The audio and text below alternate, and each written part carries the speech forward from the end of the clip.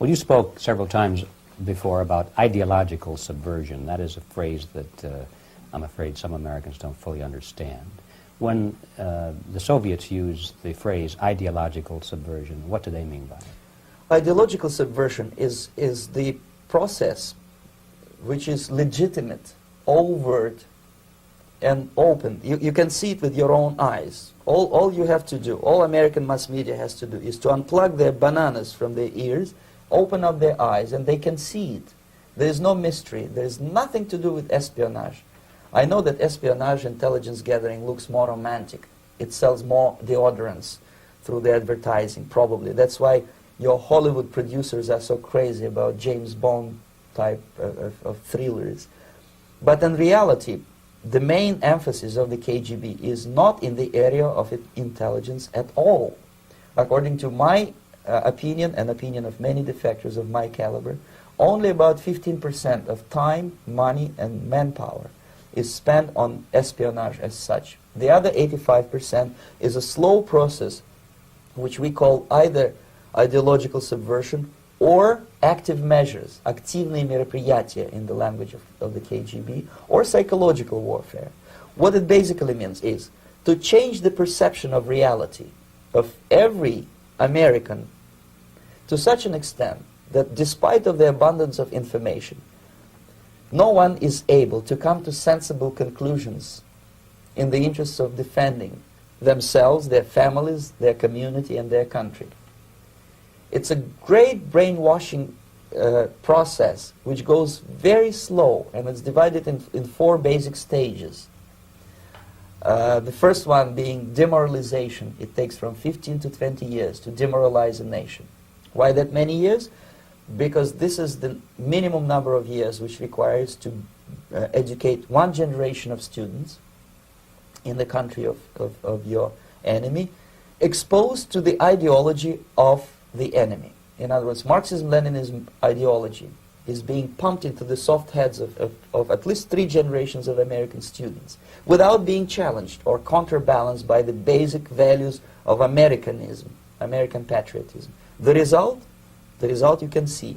Most of the people who graduated in the 60s, dropouts or half-baked intellectuals, are now occupying the positions of power in the government, civil service, business, mass media, educational system. You are stuck with them. You cannot get rid of them. They are contaminated. They are programmed to think and react to certain stimuli in a certain pattern. You cannot change their mind, even if you expose them to authentic information, even if you prove that white is white and black is black, you still cannot change the basic perception and the logic of behavior. In other words, these people, the process of demoralization is complete and irreversible. To get rid society of these people, you need another 20 or 15 years to educate a new generation of patriotically minded and common sense people who would be acting in favor and in the interests of the United States society. And yet these people who've been programmed and, as you say, in place and Yes. who are favorable to an opening with the Soviet concept, these are the very people who would be marked for extermination in this country? Most of them, yes. Simply because the psychological shock when they will see in future what the beautiful society of equality and social justice means in practice, obviously they will revolt. They will be very unhappy, frustrated people. And the Marxist-Leninist regime does not tolerate these people. Obviously they will join the links of dissenters, dissidents. Unlike in present United States, there will be no place for dissent in future Marxist-Leninist America.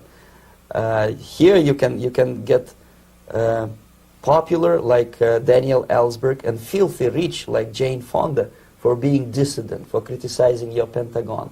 In future, these people will be simply squashed like cockroaches. Nobody is going to pay them nothing for their beautiful, noble ideas of equality. This they don't understand, and it will be greatest shock for them, of course. The demoralization process in the United States is basically completed already. For the last 25 years, actually it's overfulfilled, because demoralization now reaches such areas where previously not even Comrade Andropov and all his experts would even dream of such a tremendous success.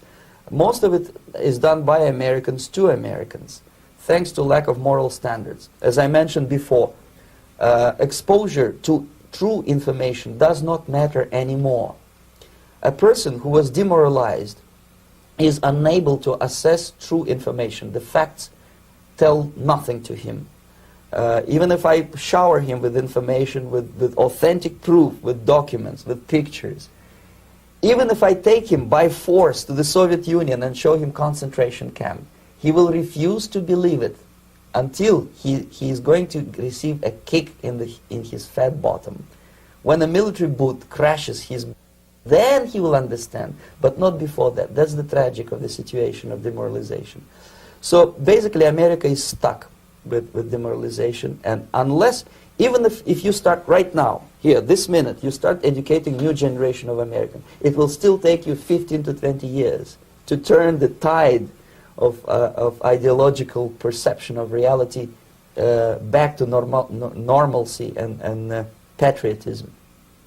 The next stage is destabilization.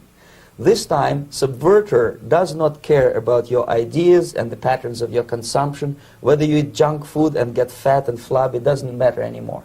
This time, and it takes only from 2 to 5 years to destabilize a nation, what matters is essentials: economy, foreign relations, defense systems. And you can see it quite clearly that in some areas, in such sensitive areas as defense and economy, the influence of Marxist-Leninist ideas in the United States is absolutely fantastic. I could never believe it 14 years ago when I landed in this part of the world, that the process will go that fast. The next stage, of course, is crisis. It may take only up to 6 weeks to bring a country to the verge of crisis. You can see it in Central America now. And after crisis, with a violent change of power, structure, and economy, you have so-called the period of normalization. It may last indefinitely. Normalization is a cynical expression borrowed from Soviet propaganda. When the Soviet tanks moved into Czechoslovakia in '68, Comrade Brezhnev said, "Now the situation in brotherly Czechoslovakia is normalized." This is what will happen in the United States if you allow all these schmucks to bring the country to crisis, to promise people all kind of goodies and the paradise on earth, to destabilize your economy, to eliminate the principle of free market competition, and to put a big brother government in Washington, D.C.,